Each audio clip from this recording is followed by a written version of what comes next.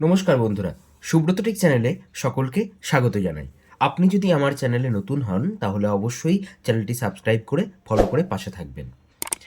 কালকে 10 তারিখ হয়ে গিয়েছে, অর্থাৎ 8 তারিখের মিটিং অনুযায়ী আমরা এটা জানতে পেরেছি যে 10 তারিখের মধ্যে সমস্ত অন্নপূর্ণা ভাণ্ডারের যাদের স্টেটাস এনকোয়ারি আছে, যাদের রিজেক্টেড হয়েছিল, তাদেরগুলো ভেরিফিকেশান করে বাড়ি বাড়ি গিয়ে এনকোয়ারি করে সেইগুলোকে সলভ করা হবে, বা তাদের কি প্রবলেম হয়েছে সেইটাকে সলভ করা হবে, এবং যাদের এখনও স্টেটাস দেখাচ্ছে না তাদেরগুলোও এনকোয়ারি করা হবে।